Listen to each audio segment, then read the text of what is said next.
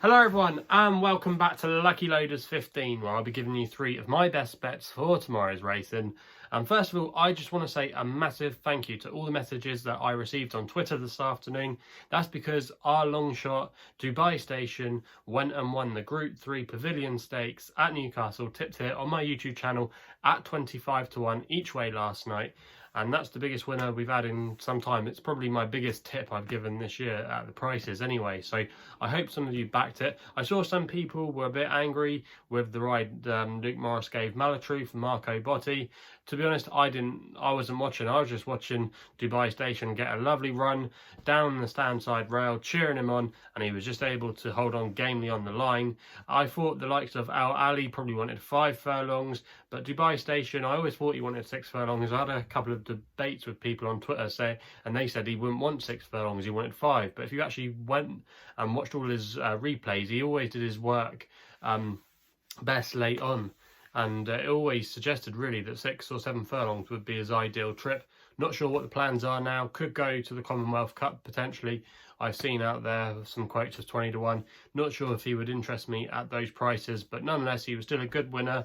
Away from that, Drum and Warrior, I put up at 18 to 1 each way last night, and then was very well backed. That was because Hugh Taylor put it up as well. I'm not saying he copied me. Hugh's a great tipster in his own right, but obviously when the money's down, or when he puts one up, the money is always down. So yeah, that's how Drum and Warrior was well fancied today because of Hugh Taylor. And he ran okay for a long way, but then he just blew out. Probably needed the run. Be interesting to see what he could do next time. Maybe not one to back, but just one for the notebook next time out. But yeah, that's how he went. And then our nap over in France drifted a little bit and didn't run too well in the end. I think the ground had gone against it. If you actually watched the racing at Lyon tonight, you would have seen a massive hailstorm, or I saw one with a massive hailstorm. And it probably made the ground very testing, and that probably just went against him. But we're not going to be focusing on the French action anymore. We're back on the UK racing for the foreseeable future. We might still dabble over to France maybe once or twice a week if I see something I like, if I don't fancy anything to make up my 3 best bets in the British racing. But I like 3 of my best bets in the UK tomorrow, and we'll get straight into those now with our first selection, which is going to run in the 240 at Lingfield in the Oaks Trial. Now this race actually produced the Oaks winner last year in Annapurna. Not sure if it will do this year, but the one that I quite like at a price and is going to be my next best is a horse called So I Told You, currently 9 to 1 best odds, and I'm going to recommend an each way bet here. Now this horse is trained by Richard Hughes, and Shane Kelly's booked for the ride. Now I have to admit, Richard Hughes, I don't really rate him as a trainer, but he has a few nice horses on his hands at the moment. I know a lot of people will be looking out for Brentford Hope, could possibly be running in the Irish Derby, but Richard Hughes, maybe this could be the year he changes my mind. But So I Told You was a really nice filly as a 2-year-old last year.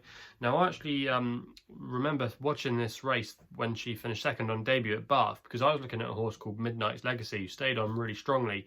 You might have heard it in the podcast that I mentioned as one of my horses to follow when we did the 20 horses to follow with Peter Finch. Now Midnight's Legacy in that Bath race went on to win again and come out when he finished in 5th place to win at Bath. So that form was boosted. And if you actually watch a replay that day, So I Told You hit the line really strongly. She then went on to win at Nottingham in testing ground, but I think stamina is definitely going to be her major asset. She's by Glen Eagles, and she's actually a half brother to a horse called Nivaldo, who used to be trained by Rafe Beckett and was 2 out of 2, but unfortunately died as a 3-year-old. So there's definitely something good on the downside there, and she's related to some really thorough German stayers, a bit of Italian as well. I think she's related to an Italian Oaks filly. So definitely a lot of stamina on the downside, and like I said, over this trip I think she could be quite effective. I know Miss Yoda will be popular because it's John Gosden, won it last year, does well with his fillies. I remember Miss Yoda last year when she won at Sandown, I was there and she was impressive. But I just think at the prices, So I Told You could be the one that maybe we don't know too much about, and for me, I'll be willing to take a chance on her at 9 to 1 as my next best tomorrow. I'm quite sweet on her chances to go very close, so that's going to be my next best. We then go to my nap in the 335, the Coronation Cup, the first Group 1 to be run in the UK this year. And to be honest, I do want Stradivarius to win, but I'm going to go against him because I think the trip is on the short side, but it's probably the only place, to be honest with you, unless maybe they wanted to go to the Sagara Stakes where he would have to give away a penalty that he could run in his title defence for the Ascot Gold Cup. But I think they'll be quite pleased maybe if he finishes second tomorrow. But for me, I think Ghaiyyath, this is the time to catch him tomorrow, and I think he's a really good price at 6-4. I think there's only 1 or 2 places at the current time of recording still offering this price. Now, he's trained by Charlie Appleby and Will Buick's booked for the ride in the Godolphin colours. Now, this horse won in Dubai last time we saw him. He won a Group 3 that day over 1 mile and 2. He can mix it up over 1.5 miles as well. He actually won a Group 1 in Germany last year by 14 lengths. And then he attracted quite a bit of support for the Arc.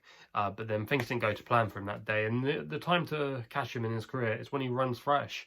And this is it. He's had a break and he's going to probably make the run in. And to be honest, a lot of these horses probably went a little bit further. And I'm not so sure. If maybe they do blow out, maybe Defoe could be one, or Stradivarius to pick up the pieces. But Ghaiyyath, you know, I think he'll be ready and fresh to go tomorrow, and we'll be able to get the job done. But after that, I probably wouldn't want to be with him again, even if he bolts up. He's won at this course before, so that should be no issues for him.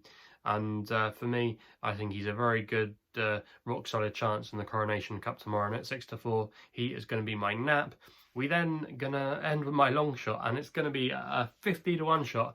I'm not getting too cocky, picking out a 50-1 shot, but I just think this horse shouldn't be this price at all, and I could see a bit of money coming for it tomorrow. And it's a horse trained by Jane Chapel-Hyam in the 410 at Newmarket called Stamford Raffles. Now, Johnny Egan is booked for the ride tomorrow. He often rides a lot for Jane.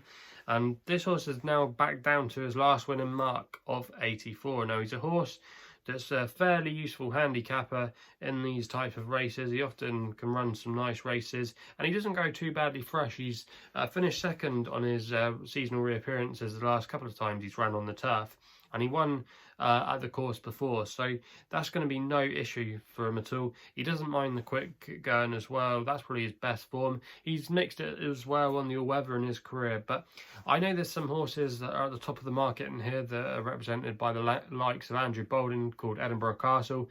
He was a bit of a nutcase, if I remember, when he ran at Bath, or there was some vibes saying maybe he wasn't quite the real deal. I'm not to be convinced, even though Andrew Bolden has made a nice start. Not sure about the Roger Varian horse either. Are they better than this handicap mark? I expect a few of them might need the run, but Stamford Raffles at a price at 50-1, I think he should be a 16-1 chance, in my opinion, at the biggest price. I just think that's such big value, and obviously because we had a 25-1 shot today, and obviously we've been in good form of late with the French action earlier in the week, and I just think this is a huge price for this horse. And like I said, if the money does come for it tomorrow, watch out, and it won't be just you guys watching this video backing it. I could see a few other shrewd people putting it up, but I'm not copying anyone. I'm generally just picked this out because I looked at it and I thought it had a fair chance of going quite close at a massive price tomorrow. But that's all I've got to say about that. So just recapping my 3 best bets tomorrow. We're going to start in the 210 at Lingfield with a horse called So I Told You, each way, currently at 9-1. We then go to the 335, the Coronation Cup Group 1 at Newmarket with Ghaiyyath, 6-4. He's my nap, just a straight win bet. And then in the 410, a handicap at Newmarket, we're going with Stamford Raffles, and he's currently 50-1, and I'll recommend a small each way bet, and you can get 4 places as well. I failed to mention that with a few bookmakers, but that's all I've got to say about that. So if you haven't done so already, please make sure you subscribe to my YouTube channel here at Lucky Loaders 15. Don't forget to follow me on Twitter, where my handle is also at Lucky Loaders 15. If you want to find out a bit more about myself or check out a full portfolio of my work, go to my website, which is www.chrisloaderracing.co.uk. Please gamble responsibly, and we'll be seeing you soon.